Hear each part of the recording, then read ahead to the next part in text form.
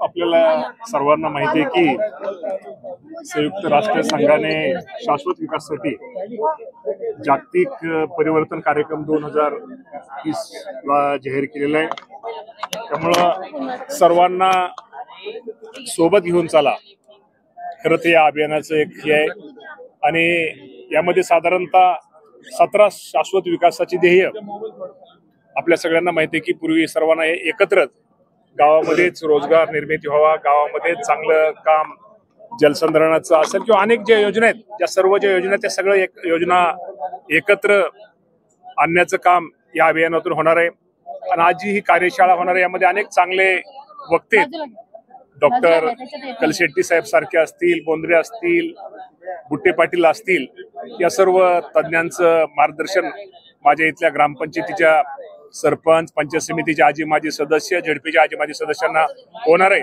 आणि ह्याचा निश्चित प्रकारे लाभ हे प्रत्येक जणाच्या गावाच्या विकासासाठी, एक गावाचा एक विकास, गावाचा एक चांगल्या प्रकारचा आराखडा तयार करून सर्व गावाला एकत्र आणून त्यातनं हा एक विकास, शाश्वत विकास होणार आहे, असा आजच्या या अभियानाचा एक उद्देश आहे।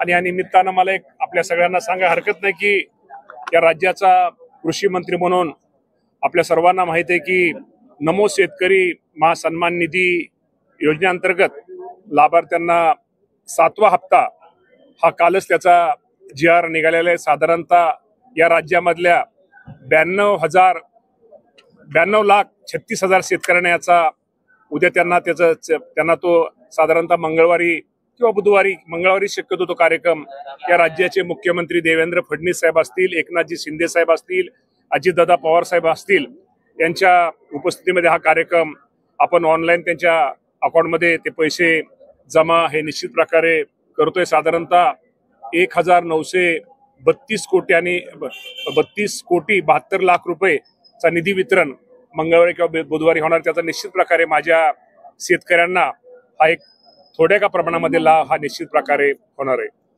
मामा, काल ज्या पद्धतीने मराठा आरक्षणासंदर्भात राज्य सरकारने GR काढला, त्यानंतर ओबीसी समाजात मोठी नाराजी पाहायला मिळते। अनेक ठिकाणी GR जाळण्यात आले, GR फाडण्यात आलेले आहेत, आंदोलन ठिकाणी सुरू होणार। ह्या सरकारचं तुम्हाला एकच सांगतो, हे सरकार सर्वांना बरोबर घेऊन चालणार आहे। त्यामुळे ह्यामध्ये कुणावरती या बाबतीमध्ये जो कालचा विषय तो कुणावरती अन्याय होणार नाही, ही अशी मी आपल्या माध्यमातून सगळ्यांना खात्री देतो। यांनी नाराजी व्यक्त केलेली आहे।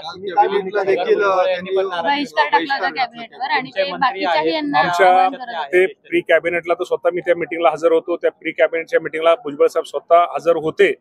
असं मला वाटत नाही त्यांनी बहिष्कार वगैरे टाकला असावा। निश्चित प्रकारे इतर त्यांना कुठलं एखादं काम वगैरे अचानक कुठलं तर निघालं असावं, कारण त्याच्या अगोदरच 15 मिनिटं ते आमच्या बरोबर सगळ्यांबरोबर होते।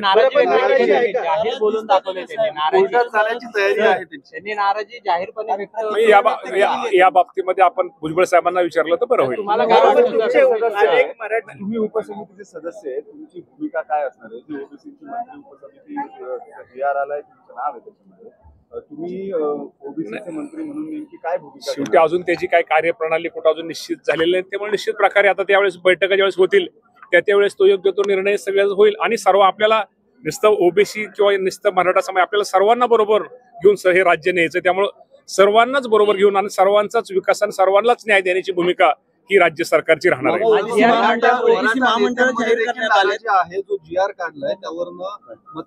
आता हे मला आपल्याकडून समजतंय, स्वतः जरंगे साहेबांनी याचं स्वागत केलं, तेव्हा अधिक बाबतीमध्ये मला इतर काही माहिती नाही, परंतु जरंगे साहेबांनी या निर्णयाचं स्वागत केलेलं आहे। मला वाटतं ओबीसी समाजाचं नुकसान होणार नाही या GR मुळे। निश्चित प्रकारे ओबीसी समाजाचं नुकसान होणार नाही आणि मराठा समाजासुद्धा दोन्ही समाजाला योग्य तो न्याय मिळेल। त्याच्यामध्ये भाजपचं वर्चस्व जास्त वाटतं। असं वर्चस्व वगैरे कुठल्या पक्षाचं नसतं, सर्वांचं लक्ष असतं। कुठलाही पक्ष, शेवटी आम्हाला हे सरकार आहे, त्या सरकारमध्ये सर्वांना बरोबर घेऊन जायचं। नाराजीच नाही तर दूर व्हायचा विषय नाही।